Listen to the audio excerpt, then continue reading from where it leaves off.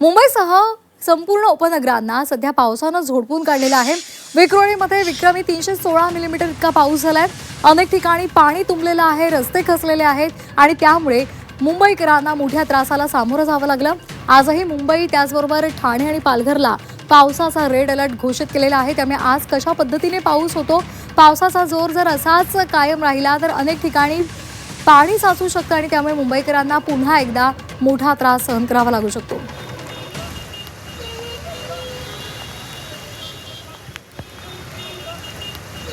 आणि या संदर्भात अधिक माहितीसाठी आपण जाणार आहोत आमच्या प्रतिनिधी सीमा आढे यांच्याकडे। सीमा, मुंबईसह उपनगरांमध्ये जोरदार पाऊस होतोय, वाऱ्याचा वेग सुद्धा जास्त आहे, कारण तुम्हाला छत्री सुद्धा सावरता येत नाहीये। काय नेमका हवामान विभागानं अंदाज वर्तवलेला आहे?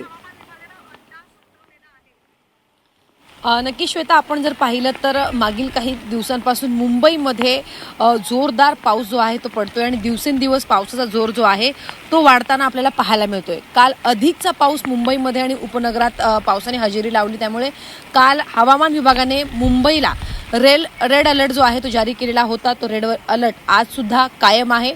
मुंबईसह ठाणे, पालघर या जिल्ह्याला पावसाचा रेड अलर्ट हवामान विभागाकडनं वर्तवण्यात आलेला आहे। खरं तर पावसाने सकाळच्या सत्रात काहीशी विश्रांती घेतलेली होती, मात्र पुन्हा एकदा मुंबईसह उपनगरात पावसाला सुरुवात झालेली आहे। ढगाळ वातावरण आपल्याला पाहायला मिळते। ही दृश्य आपण सध्या दादर चौपाटी येथून पाहतोय। या ठिकाणी अथांग हा समुद्र जो आहे खवळलेला आहे आणि दुपारनंतर समुद्राला भरती येईल अशी माहिती हवामान विभागाकडनं देण्यात आलेली आहे। सोबतच समुद्र किनाऱ्यावरती नागरिकांनी थांबू नये असं आवाहन देखील प्रशासनाकडनं केलं जाते। आता जसं मी म्हणाले की मागील काही दिवसांपासून मुंबईमध्ये सतत मुसळधार जो आहे तो पाऊस पडतो, त्यामुळे मुंबईकर हे हैराण झाले। तर सखल भागांमध्ये पाणी साचते आणि अनेक ठिकाणी आपल्याला अनेक दुर्दैवी घटना सुद्धा घडल्याचं पाहायला मिळालं। त्यामुळे आज आणि उद्या 2 दिवस अतिशय महत्त्वाचे आहेत। आज मुंबईला रेड अलर्ट आहे, तर उद्या ऑरेंज अलर्ट हवामान विभागाने वर्तवलेला आहे। त्यामुळे 2 दिवस अतिशय महत्त्वाचे असतील, त्यामुळे नागरिकांनी स्वतःची काळजी घ्यायचं आवाहन प्रशासनाने केलेलं आहे। सोबतच आपण जर बघितलं तर या सतत कोसळत असलेल्या पावसाचा परिणाम रस्ते वाहतुकीवरती तर होतोच, मात्र दुसरीकडे रेल्वे वाहतुकीवरती सुद्धा मोठा परिणाम जो आहे तो या पावसाचा पाहायला मिळतोय।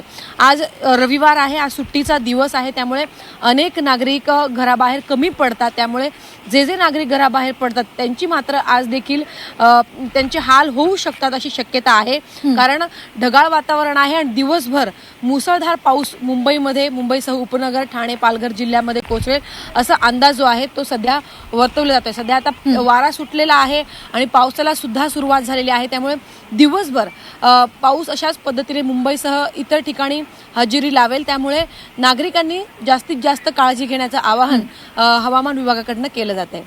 अगदी सीमा, जेव्हा तुम्ही बोलत होतात आणि त्यावेळेला जेव्हा कॅमेरामॅन दृश्य दाखवत होते त्या दृश्यामध्ये लाल बावटा धोक्याचा जो असतो तो सुद्धा फडकवलेला आहे आणि त्यामुळे निश्चितच समुद्रावर कुणी जाऊ नये असंही आवाहन खरं तर केलं जाते। आणि त्याचबरोबर समुद्र किनारपट्टी जर आपण पाहिली तर तिथे मोठ्या प्रमाणात आपल्याला कचरा सुद्धा दिसतोय। त्यामुळे मुंबईकरांनी इतर वेळेला जेव्हा पाणी साचतं तेव्हा तक्रारी केल्या जातात, त्यामुळे कुठेतरी आपण सुद्धा सुरक्षेवर भर दिला पाहिजे।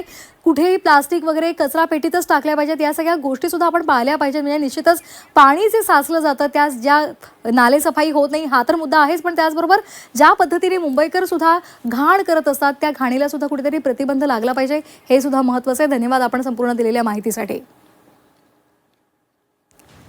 मुंबईला मोठ्या प्रमाणात पावसानं झोडपून काढलेलं आहे आणि आज सुद्धा मुंबईला रेड अलर्ट घोषित केलेला आहे। महामुंबईला मोठ्या प्रमाणात जोरदार पावसाचा फटका बसलेला आहे। अनेक भागांमध्ये पाणी साचलेलं आहे। अंधेरी सव्वे असेल, विक्रोळी असेल, भांडूप असेल, या सगळ्या ठिकाणी आपण पाहिलेलं आहे मोठ्या प्रमाणात सखल भागांमध्ये पाणीच पाणी झालेलं होतं। भांडूपमध्ये रस्ताही खचलेला होता आणि त्यामुळे साहजिकच मुंबईकरांना आणि उपनगरांमधल्या नागरिकांना मोठ्या प्रमाणात गैरसोय झालेली होती। विक्रमी पावसाची नोंद झालेली आहे। विक्रोळीमध्ये अनेक ठिकाणी पाणी तुंबलेलं होतं आणि रस्ते वाहतुकीवर सुद्धा त्याचा परिणाम झालेला होता।